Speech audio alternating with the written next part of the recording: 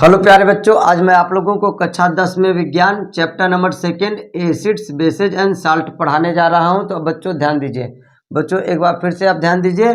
Class 10th science chapter number 2 acids bases and salt है। Okay बच्चों, इसमें सबसे पहले मैं आप लोगों को आज बताने जा रहा हूँ जो भी सबस्टांस होता है, मटेरियल होता है, उसको 3 भागों में आप डिवाइड कर सकते हैं। ओके बच्चों, जितने भी मटेरियल होते हैं या सबस्टांस होते हैं उनको 3 भागों में आप डिवाइड कर सकते हैं, acids bases and salt. Okay बच्चों, इसका मतलब यह है कोई भी मटेरियल है, कोई भी सबस्टांस जो है वो या तो एसिड होगा, या तो बेस होगा, या तो साल्ट होगा। ओके, तो इस प्रकार आप याद रखिए, किसी भी मटेरियल या किसी भी सबस्टांस को 3 भागों में आप डिवाइड कर सकते हैं, acids bases and salt. Okay बच्चों, आज के वीडियो लेक्चर में मैं आप लोगों को सबसे पहले एसिड्स क्या होता है, उसके बाद बेस क्या होता है बताऊंगा, और नेक्स्ट वीडियो लेक्चर में साल्ट के विषय में आपको मैं समझाऊंगा। ओके बच्चों, तो आज सबसे पहले एसिड्स क्या होते हैं और बेसेज क्या होते हैं इनके विषय में मैं बताने जा रहा हूं।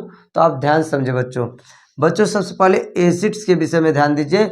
एसिड्स क्या होते हैं, अम्ल क्या होते हैं, इनके बारे में 4 पॉइंट मैंने लिखा है जिनको आपको याद करना है, और ये एग्जाम्पल भी एसिड का मैंने लिखा हुआ है, इसको भी याद करना है। ओके बच्चों, तो सबसे पहला नंबर ध्यान दीजिए, एसिड्स अम्ल क्या होते हैं।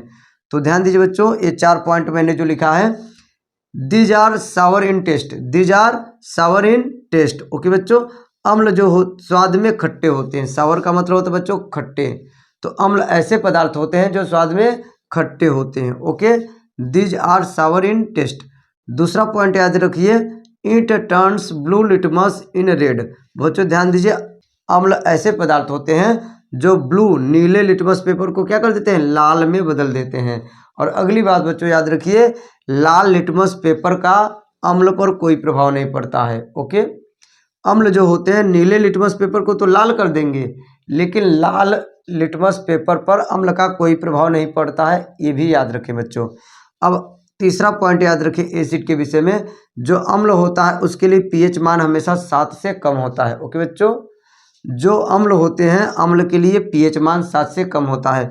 अब बच्चों पीएच मान क्या होता है मैं आपको नेक्स्ट वीडियो लेक्चर में ये सब बातें डिटेल में समझाऊंगा। ओके, अभी के लिए आप इनको याद कर लीजिए, किसी भी अम्ल के लिए पीएच मान 7 से कम होता है। ओके, अब चौथा पॉइंट बच्चों याद रखिए एसिड के विषय में, these are corrosive in nature, these are corrosive in nature. इसका मतलब हुआ बच्चों, जो अम्ल होते हैं वो संक्षारक प्रकृति के होते हैं। अम्ल जो होते हैं संक्षारक प्रकृति के होते हैं। संक्षारक का मतलब बच्चों ध्यान दीजिए, कोई भी मेटल है, कोई भी चीज़ ध्यान दीजिए, एसिड के संपर्क में आता है तो एसिड उसको क्या कर देता है, नष्ट कर देता है, जला देता है, धीरे धीरे खत्म कर देता है। ऐसा मानिए। ओके बच्चों, कोई भी मेटल, कोई भी धातु जैसे है, धातु जो है एसिड के संपर्क में जब आते हैं तो बहुत सारे ऐसे धातुएं होती हैं, काफ़ी ऐसी धातुएं होती हैं जो एसिड उसको धीरे धीरे क्या कर देता है, नष्ट कर देता है, ख़त्म कर देता है।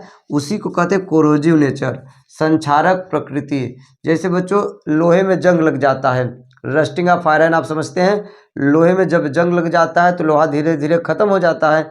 उसी प्रकार बच्चों ध्यान दीजिए, जब कोई भी मेटल, चाहे लोहा हो चाहे कापर हो, कोई भी मेटल जो है एसिड के जब संपर्क में आएगा तो धीरे धीरे नष्ट हो जाता है। ओके बच्चों, तो आप याद रखिए these are corrosive in nature. अब बच्चों एसिड का एग्जाम्पल आपको याद रखना है, फार्मूला भी याद रखना है और इसका नाम भी याद रखना है। तो मैं आपको फार्मूला लिखा हूँ, फार्मूला नोट कर लीजिए और इसका नाम बता रहा हूँ, नाम आप ध्यान से सुने बच्चों। पहला एसिड ध्यान दीजिए HCl, हाइड्रोजन क्लोराइड अम्ल या हाइड्रोक्लोरिक एसिड। पहले का 2 नाम है बच्चों, हाइड्रोजन क्लोराइड अम्ल भी बोल सकते हैं या हाइड्रोक्लोरिक अम्ल भी बोल सकते हैं। ओके बच्चों, तो 2 नाम पहले का है, आप याद रखिए। Hydrogen chloride acid, okay, hydrogen bromide acid, HBr क्या है, हाइड्रोजन ब्रोमाइड एसिड है। HI हाइड्रोजन आयोडाइड, HI क्या है, हाइड्रोजन आयोडाइड है। और HNO3 नाइट्रिक एसिड है। HNO3 क्या है बच्चों, नाइट्रिक एसिड है। और HNO2 क्या है, नाइट्रस एसिड है। ये नाइट्रिक अम्ल है और ये नाइट्रस अम्ल है, दोनों में अंतर ध्यान दीजिएगा। HNO3 क्या बच्चों, नाइट्रिक अम्ल है, HNO2 क्या है, नाइट्रस अम्ल है। उसी प्रकार H2SO4 ध्यान दीजिए सल्फ्यूरिक एसिड है, सल्फ्यूरिक एसिड है और ये सल्फ्यूरस एसिड है। ओके बच्चों, H2SO4 क्या है, सल्फ्यूरिक एसिड है, और ये क्या है, सल्फ्यूरस एसिड है। अब बच्चों ध्यान दीजिए, HCOOH फार्मिक एसिड है, CH3COOH एस्टिक एसिड है, फार्मिक अम्ल, एस्टिक अम्ल। ओके बच्चों, तो ये अम्ल का नाम भी आपको याद रखना है, फार्मूला भी याद रखना है बच्चों। एक बार फिर समझ लीजिए, HCOOH जो होता है फार्मिक एसिड होता है, और ये फार्मिक एसिड इसका साधारण नाम है, इसका IPAC नाम होता है मेथेनोइक एसिड। ओके बच्चों, मेथेनोइक एसिड। ओके, और CH3COOH एस्टिक अम्ल, इसका साधारण नाम क्या होता है, एस्टिक अम्ल होता है। इसका भी IPAC नाम क्या होता है, एथेनोइक एसिड। ये दोनों कार्बनिक अम्ल है बच्चों, ये नीचे वाले दोनों क्या है, कार्बनिक अम्ल है, बाकी क्या है, अकार्बनिक अम्ल। अभी मैं आप लोगों को बताऊंगा अम्ल दो प्रकार का, कार्बनिक अम्ल और अकार्बनिक अम्ल।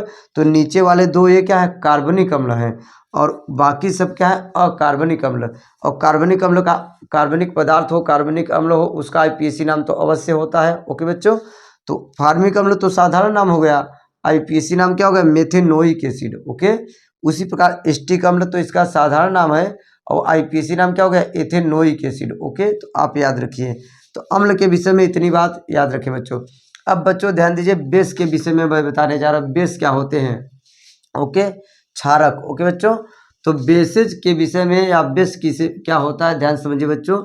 These are bitter in taste, bitter का मतलब होता है कड़वे। ओके बच्चों, ये स्वाद में क्या होते हैं बच्चों, कड़वा होता है। जो क्षारक ऐसे पदार्थ होते हैं जो स्वाद में कड़वे होते हैं ना, उनका स्वाद कड़वा होता है, ऐसा बोलिए।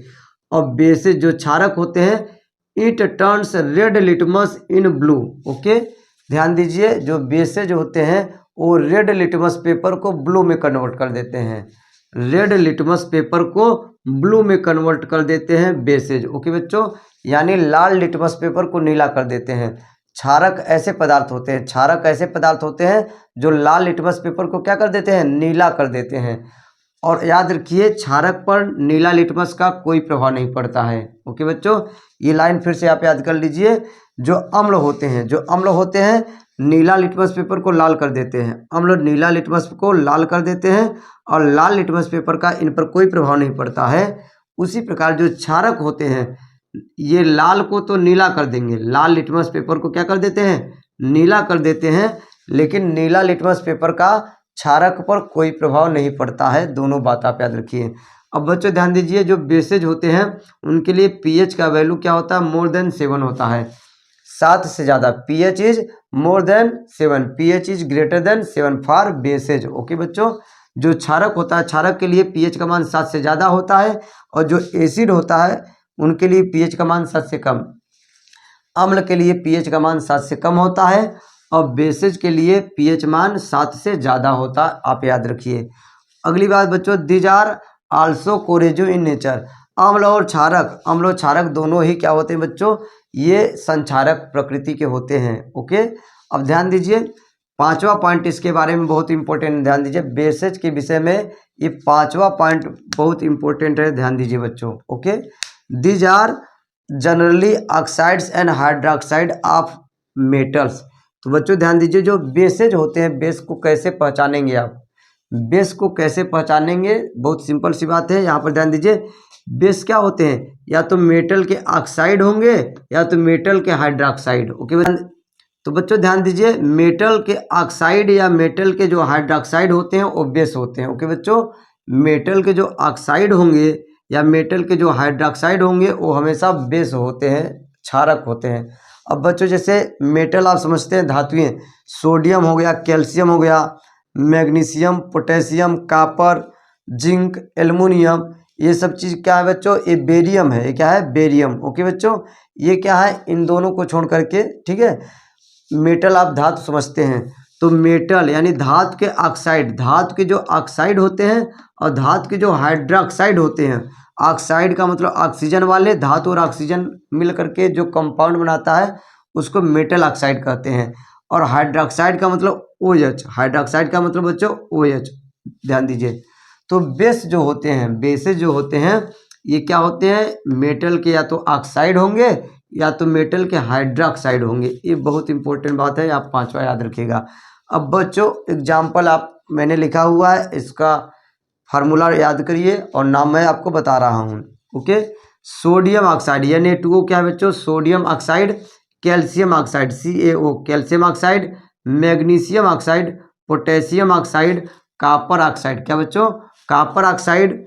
और ये क्या ध्यान दीजिए, zinc oxide, aluminium oxide, sodium hydroxide, sodium hydroxide, calcium hydroxide, उसी प्रकार बेरियम हाइड्रोक्साइड। अब बच्चों ये भी ध्यान दीजिए, ये धातु के न तो ऑक्साइड है न तो हाइड्रोक्साइड है बच्चों, ये धातु के दोनों न तो ऑक्साइड है न तो हाइड्रोक्साइड है। तो बच्चों एक बार फिर से आप एक पांचवी बात समझिए, जो पांचवा पॉइंट है बेस के विषय में, जो मेटल होते हैं वो उसके ऑक्साइड और उसके हाइड्रोक्साइड हमेशा क्या होते हैं, बेस होते हैं, क्षारक होते हैं। ओके बच्चों, जो मेटल होते हैं, मेटल के ऑक्साइड और मेटल के हाइड्रोक्साइड हमेशा क्षारक होते हैं, परंतु इनके अलावा भी क्या होते हैं, बेस होते हैं। मेटल के ऑक्साइड और हाइड्रोक्साइड तो समझिए आपका बेस होगा ही, लेकिन इनके अलावा बहुत सारे ऐसे मटेरियल होते हैं जो कि क्या होते हैं, बेस होते हैं। जैसे NH3 अमोनिया, अमोनिया गैस एक क्या है, बेस का काम करता है। और ये भी अमोनियम हाइड्रोक्साइड, ये अमोनिया गैस है, याद रखिए, ये अमोनियम हाइड्रोक्साइड है, ये दोनों भी बेस हैं, दोनों भी बेस है। तो आप ये एग्जाम्पल नोट करके याद कर लीजिए बच्चों। अब इतना नोट कर लीजिए, इसके बाद में आप लोगों को एसिड और बेस के विषय में नेक्स्ट कॉन्सेप्ट बताने जा रहा हूँ। ओके, तो बच्चों अब आगे ध्यान दीजिए, एसिड बेस से संबंधित अगला कॉन्सेप्ट मैं आप लोगों को समझाने जा रहा हूँ, जो कि acid base theory of Arrhenius है। बच्चों जैसा कि अभी मैंने आप लोगों को समझाया कि एसिड जो होते हैं, अम्ल जो होते हैं, स्वाद में खट्टे होते हैं, और जो क्षारक होते हैं बेस, वो स्वाद में कड़वे होते हैं। Acids are sour in taste and bases are bitter in taste, जैसा कि मैंने अभी आपको बताया। तो बच्चों यहाँ पर एक बात समझने वाली बात है कि जो अम्ल होते हैं, जो क्षारक होते हैं, उनको हमेशा आप टेस्ट करके तो बता नहीं सकते हैं कि भाई ये मटेरियल स्वाद में खट्टा है और इसलिए इसको हम क्या कहेंगे, एसिड कहेंगे। ये मटेरियल कड़वा है ना, स्वाद में एक कड़वा है और इसलिए इसको हम बेस कहेंगे। क्योंकि जो केमिकल्स होते हैं, मटेरियल होते हैं, वो क्या बहुत खतरनाक भी हो सकते हैं। ओके बच्चों, तो हर एक मटेरियल को, हर एक सब्सटेंस को आप टेस्ट करके नहीं बता सकते हैं कि कौन एसिड है कौन बेस है। तो इसी कमी को दूर करने के लिए ये आर्हेनियस एक साइंटिस्ट हैं, उन्होंने एसिड और बेस का एक नया डेफिनेशन दिया, एसिड और बेस का एक नया डेफिनेशन दिया, जो कि इनकी भी बात क्या है, इनकम्प्लीट है। ये भी पूरी तरीके से अम्ल को डिफाइन नहीं कर पाते, अम्ल और क्षारक को। बट आपको क्लास 10th के लेवल में आप आर्हेनियस का ही सिद्धांत पढ़ करके आगे बढ़ जाना है। ओके बच्चों, फिर इससे संबंधित और कॉन्सेप्ट आपको क्लास 11th में पढ़ाया जाएगा। बट अभी मैं आपको समझाने जा रहा हूँ जस्ट आर्हेनियस का जो एसिड बेस कॉन्सेप्ट होता है, acid base theory of Arrhenius. इसका मतलब ये हुआ बच्चों, एसिड और बेस को आर्हेनियस ने किस प्रकार डिफाइन किया, वो मैं आप लोगों को समझाने जा रहा हूँ। ओके, तो ध्यान दीजिए, आर्हेनियस के अनुसार एसिड क्या होते हैं बच्चों, ध्यान दीजिए, this give hydrogen ion, hydrogen ion in aqueous solution. Okay बच्चों, जो एसिड ऐसे मटेरियल होते हैं, ऐसे सबस्टांस होते हैं जो कि जल में घुल करके वो हाइड्रोजन आयन देते हैं। एक्वस सॉल्यूशन का मतलब हुआ जलीय विलयन, एक्वस सॉल्यूशन का मतलब हुआ जलीय विलयन। ओके बच्चों, जब किसी अम्ल को जल में आप घोलेंगे तो हमेशा हाइड्रोजन आयन देगा। ओके बच्चों, उसी प्रकार ध्यान दीजिए, यहाँ पर जो बेस होता है, जो क्षारक होता है, वो जल में घुल करके क्या देता है, हाइड्रोक्सिल आयन। OH पर माइनस को हाइड्रोक्सिल आयन कहते हैं या हाइड्रोक्साइड आयन दोनों कहते हैं, याद रखें, हाइड्रोक्साइड आयन, हाइड्रोक्साइड आयन भी बोला जाता है और हाइड्रोक्सिल आयन भी इसको बोला जाता है। तो आप कंफ्यूज नहीं होंगे। ओके, तो ध्यान दीजिए, आर्हेनियस के अनुसार एसिड क्या होता है, बेस क्या होता है, ध्यान दीजिए, अम्ल ऐसे पदार्थ होते हैं जो जल में घुल करके वो हाइड्रोजन आयन देते हैं, और बेस यानी क्षारक ऐसे पदार्थ होते हैं जो जल में घुल करके हाइड्रोक्सिल आयन या हाइड्रोक्साइड आयन देते हैं। ओके बच्चों, आप याद रखिए। अब ध्यान दीजिए, यहाँ पर बेस के विषय में मैंने एग्जाम्पल यहाँ पर लिखा है। आर्हेनियस के अनुसार बेस क्या होते हैं, क्षारक क्या होते हैं, क्षारक ऐसे पदार्थ होते हैं जो जलीय विलयन में क्या हाइड्रोक्सिल आयन देते हैं, जलीय विलयन में हाइड्रोक्सिल आयन देते हैं। एग्जाम्पल के लिए बच्चों यहाँ पर ध्यान दीजिए, जैसे NaOH सोडियम हाइड्रोक्साइड है, ये कास्टिक सोडा है, और ये क्या करेगा, OH माइनस क्या कर देगा, बाहर निकाल देगा, तो Na प्लस बचेगा, यानी सोडियम आयन और हाइड्रोक्सिल आयन। देखिए ये बेस है और यह जल में घुल करके हाइड्रोक्सिल आयन दे रहा है। उसी प्रकार कैल्शियम हाइड्रोक्साइड भी ध्यान दीजिए, जल में घुल करके 2 हाइड्रोक्सिल आयन दे रहा है। ओके बच्चों, यहाँ ध्यान दें, ये जो कास्टिक सोडा है केवल एक OH एक हाइड्रोक्सिल आयन दे रहा है, जबकि यहाँ पर ध्यान दीजिए कैल्शियम हाइड्रोक्साइड जो है बुझा हुआ चूना, ये 2 हाइड्रोक्सिल आयन दे रहा है। कितने हाइड्रोक्सिल आयन दे रहा है? 2। आपको ये भी जानकारी होना जरूरी है, भी जस्ट मैं आपको आगे बताऊंगा। ओके, इसके बारे में कौन सा बेस और कौन सा एसिड कितना हाइड्रोजन दे रहा है, कितना हाइड्रोक्सिल आयन दे रहा है, इसकी भी जानकारी आपको होना चाहिए। अब यहाँ पर बच्चों ये समझ लीजिए, आपको मैंने जो लिखा है जरूरी बात है, मैंने अभी बताया जो एसिड होता है, एसिड होता है इसको जल में घोलेंगे, ध्यान दीजिए। अब जल तो रहेगा ही नो डाउट, ठीक है। एसिड को जब जल में घोल रहे हैं तो ये एसिड क्या करता है, H प्लस देता है। जब ये H प्लस बाहर निकल गया तो Cl माइनस बचा। ओके बच्चों, क्लोराइड आयन बचा। HCl को जल में घोलेंगे हम लोग को तो वो H प्लस देगा, और H प्लस और Cl माइनस दोनों ब्रेक हो जाएंगे, अलग अलग बॉन्ड बीच का ब्रेक हो जाएगा, टूट जाएगा, और ये जल का अणु है। ओके बच्चों, जल का अणु तो रहेगा ही, और ध्यान दीजिए जल का अणु जो होता है ये हाइड्रोजन आयन दोनों आपस में जुड़ जाते हैं। हाइड्रोजन आयन जो होता है याद रखिए बहुत ही अनस्टेबल होता है। हाइड्रोजन आयन क्या होता है याद रखिए, H प्लस जो होता है अनस्टेबल होता है। ओके, हाइड्रोजन आयन बहुत ही अनस्टेबल होता है। अनस्टेबल क्यों होता है? क्योंकि इसका साइज बहुत छोटा होता है। हाइड्रोजन प्लस यानी हाइड्रोजन आयन जो होता है ये बहुत ही अनस्टेबल होता है, जिसके कारण यह जो है जल के अणु से तुरंत जुड़ करके क्या बना लेता है, हाइड्रोनियम आयन बना लेता है। H3O प्लस को हाइड्रोनियम आयन कहते हैं, इसका नाम जरूर याद रखिए बच्चों। तो इसलिए इन दोनों को जोड़ देंगे तो क्या बन गया, HCO प्लस बच गया और ये Cl माइनस बचा। ओके, तो आप इस प्रकार से ध्यान रखें। उसी प्रकार जैसे बच्चों ये नाइट्रिक अम्ल है, HNO3 नाइट्रिक अम्ल है, ध्यान दीजिए। इसको भी जल में घोलेंगे तो भाई ध्यान दीजिए ये H प्लस बाहर निकलेगा पर माइनस, इसको नाइट्रेट आयन कहेंगे। क्या कहेंगे, नाइट्रेट आयन। और H प्लस क्या हो गया, हाइड्रोजन आयन अलग हो गया, और जल का अणु पहले से ही है, जल का अणु, और ये तुरंत जल का अणु है ना, और हाइड्रोजन आयन जल के अणु से तुरंत जुड़ करके रिएक्शन करके मान लीजिए वो क्या बना देता है, हाइड्रोनियम आयन। इसको याद रखें, हाइड्रोनियम आयन बना लेते हैं। और NO3 पर माइनस, तो इन रिएक्शन को मैं ऐसे नहीं लेकर के ऐसे डायरेक्ट लिखा जाता है। ओके बच्चों, तो ध्यान दीजिए जो कोई अम्ल होता है जल में घुल करके वो हाइड्रोजन आयन देता है, लेकिन हाइड्रोजन आयन जो है अनस्टेबल होने के कारण वह जल के अणु से जुड़ जाता है और जुड़ करके तुरंत क्या बना लेता है, हाइड्रोनियम आयन बना लेता है। तो आप चाहे ऐसे रिएक्शन लिखें चाहे ऐसे लिखें, बात एक ही है। आपको इसके बारे में जानकारी होना चाहिए। H3O प्लस ये हाइड्रोनियम आयन है। हाइड्रोनियम आयन का निर्माण कैसे होता है, कोई भी अम्ल जल में घुल करके हाइड्रोजन आयन देता है और वह हाइड्रोजन आयन अनस्टेबल होता है, अस्थायी होता है, क्योंकि उसका साइज बहुत छोटा होता है और वह तुरंत जल के अणु से जुड़ करके हाइड्रोनियम आयन बनाता है। अब बच्चों एक जरूरी बात आप याद रखें, हाइड्रोनियम आयन तो समझ पाए, और H प्लस का मतलब प्रोटॉन भी होता है। जो प्रोटॉन आप समझते हैं ना, फंडामेंटल ऑफ पार्टिकल है ना, H प्लस यानी प्रोटॉन भी है। क्यों? क्योंकि आपको जानकारी होना चाहिए हाइड्रोजन के बारे में। हाइड्रोजन जो होता है, हाइड्रोजन के नाभिक में एक प्रोटॉन होता है, हाइड्रोजन के पास कोई न्यूट्रॉन नहीं होता है, हाइड्रोजन में न्यूट्रॉन नहीं होता। आपसे पूछा जाए एक ऐसा तत्व, अभी तक 118 तत्वों की खोज हो चुकी है, हाइड्रोजन एक अकेला ऐसा तत्व है जिसमें न्यूट्रॉन नहीं पाया जाता है। ओके बच्चों, किसी भी तत्व के किसी परमाणु होते हैं, परमाणु के मूल कण कितने होते हैं, मुख्य रूप से 3 मूल कण होते हैं, और किसी भी तत्व में हमेशा 3 मूल कण पाए जाते हैं, जानते हैं, इलेक्ट्रॉन, प्रोटॉन और न्यूट्रॉन उनके परमाणु में। लेकिन बच्चों मैं बता रहा हूँ आपको, हाइड्रोजन एक ऐसा तत्व है जिसके परमाणु में केवल प्रोटॉन होता है, न्यूट्रॉन नहीं होता है। प्रोटॉन और इलेक्ट्रॉन होता है, न्यूट्रॉन नहीं पाया जाता है, आप याद रखिए, जिसके कारण हाइड्रोजन सबसे हल्का भी होता है। तो जैसे नाभिक में हाइड्रोजन का नाभिक हो गया, केवल प्रोटॉन है और इसमें एक इलेक्ट्रॉन होता है, और एक इलेक्ट्रॉन होता है, इसकी एक कक्षा होती है, इस कक्षा में चक्कर लगाता रहता है।